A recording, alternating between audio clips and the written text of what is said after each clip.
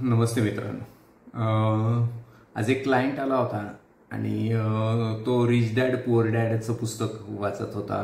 त्यामुळे तो वाचत असताना तिथं रॉबर्ट कियोसाकीने एका ठिकाणी लिहिलं होतं की शेअर मार्केट हे बबल आहे आणि शेअर मार्केटमध्ये बबल कधी फुटेल हे सांगता येत नाही, खूप वेळा तो बबल असतो।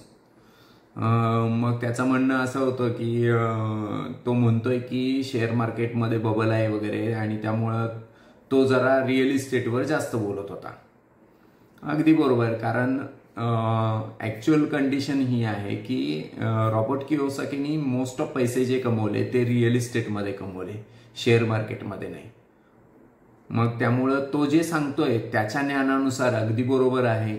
मी त्याला म्हणलं अगदी बरोबर, पण मग कंडिशन अशी की रामदेव अग्रवाल जे आपले भारतातले वॉरेन बफेट म्हणलं जातं किंवा त्या पद्धतीने ते काम करतात, त्यांनी जेवढा पैसा कमवला आहे तो शेअर मार्केटमध्ये कमवला आहे, तर ते म्हणतात की शेअर मार्केट हेच सगळ्यात फ्युचर ब्राईट आहे, कारण तिथंच सगळ्यात जास्त चांगले पैसे मिळू शकतात।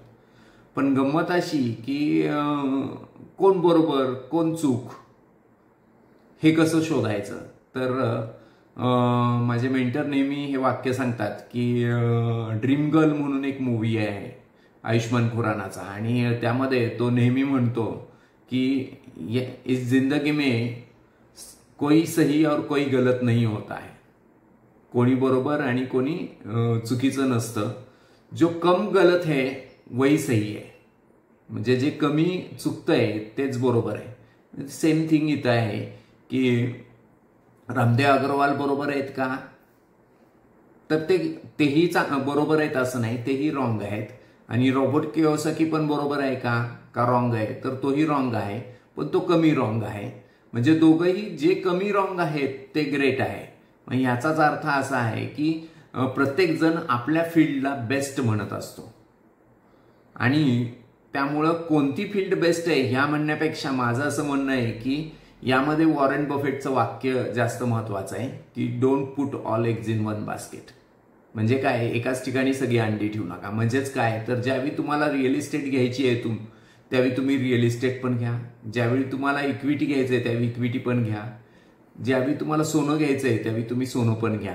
म्हणजेच काय, तर तुमचं डायव्हर्सिफिकेशन असलं पाहिजे। इन्शुरन्स घ्या, एफडी घ्या, कारण एफडी ही त्यावेळेची इमर्जन्सी फंड म्हणून अचानक लागणाऱ्या गोष्टींसाठी एफडी गरजेची आहे। त्यामुळे एफडी करतोय तो रॉंग करतोय असं नाही, पण डायव्हर्सिफिकेशन पाहिजे, जसे गोल्स आहेत त्यानुसार ते काम झालं पाहिजे। तीच गोष्ट रिअल इस्टेट, माझ्या मुलाला ऑफिस काढून द्यायचं आहे तर तुम्ही ऑफिसची मोक्याची जागा आत्ताच घ्या, कारण ती भविष्यात नाही मिळणार आहे।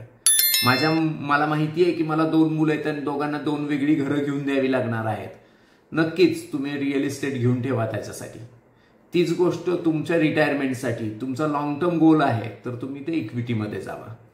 म्हणजेच गंमत काय की डायव्हर्सिफिकेशन महत्वाचं आहे आणि प्रत्येक ठिकाणी थोडंसं मुवमेंट पाहिजे। जो कमी चुकतोय तेच राईट आहे, जो कम गलत होत आहे वही सही होत आहे, अशी कंडिशन हित आहे। त्यामुळं नेहमीच लक्षात ठेवायचं की डायव्हर्सिफिकेशन करायचं, त्यामुळं कोण बरोबर कोण रॉंग हे नाही विचार करायचा, त्यातल्या त्यात आपल्या कमीत कमी चुका व्हाव्यात हे जास्त बघणं महत्वाचं आहे, हेच महत्वाचं आहे। थँक्यू।